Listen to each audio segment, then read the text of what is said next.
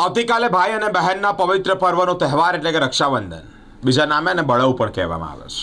બહેનો પોતાના ભાઈના ઘરે જાય છે, રક્ષારૂપી એક રાખડી બાંધે છે. વોર્ડ નંબર 13 સામાજિક કાર્યકર્તા શૈલેન્દ્રસિંહ ઠાકોર દ્વારા મારી બહેનો મારે દ્વાર એક પાવન પર્વ એટલે કે રક્ષાબંધનની ઉજવણી કરવામાં આવી છે. વોર્ડ નંબર 13માં શૈલેન્દ્રસિંહ ઠાકુરની ઉપસ્થિતિમાં રક્ષાબંધનની આ પર્વની ઉજવણી કરવામાં આવી છે. રક્ષાબંધન ભારત દેશના તહેવારોના એક છે. તેમાં અનેક તહેવારોની ઉજવણી થાય છે.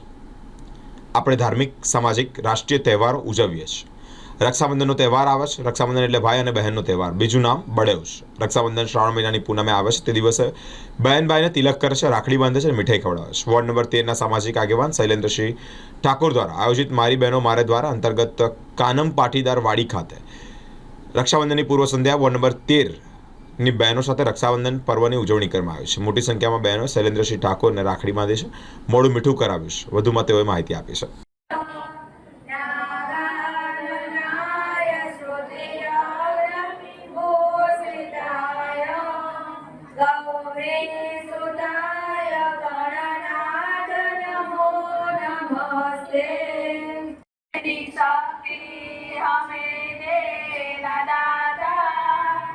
मन का विश्वास कमजोर होना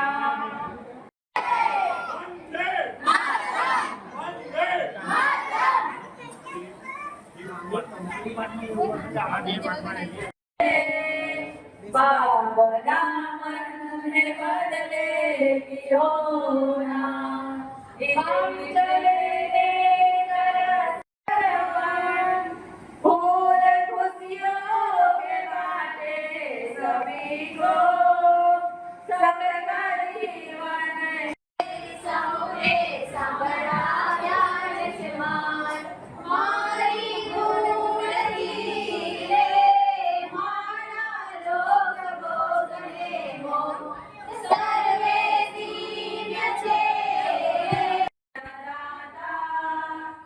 मन का विश्वास कमजोर होना हम चले तरसते पे हमसे भूल कर भी कोई भूल होना इतनी शक्ति हमें देना दाता।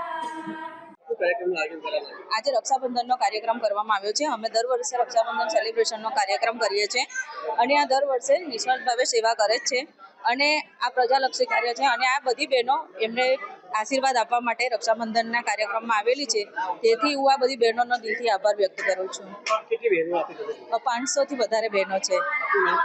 મારું નામ પિનલબા શૈલેન્દ્રસિંહ ઠાકોર. રક્ષાબંધન મહાપર્વની ઉજવણી મારા વોર્ડ નંબર 13માં જે વર્ષોથી હું કરતો આવ્યો છું, પણ આ વર્ષે પણ બહેનોએ જે મોટી સંખ્યામાં દર વર્ષ કરતાં મોટી સંખ્યામાં બહેનો મને આશીર્વાદ આપવા માટે આવ્યા છે. એ બહેનોના આશીર્વાદ મારા પર સદાય બન્યા રહ્યા છે. ગમે તે પરિસ્થિતિમાં આવે મને માતાજી શક્તિ આપે છે એમના આશીર્વાદથી કે હું એ લોકોના દરેક કાર્ય પૂર્ણ કરી શકું છું. અને આજે હજારોની સંખ્યામાં આપ જોઈ રહ્યા છો બહેનો મને આશીર્વાદ આપવા આવ્યા છે અને એમના દરેક કાર્ય માટે કરવા માટે હું તત્પર રહીશ.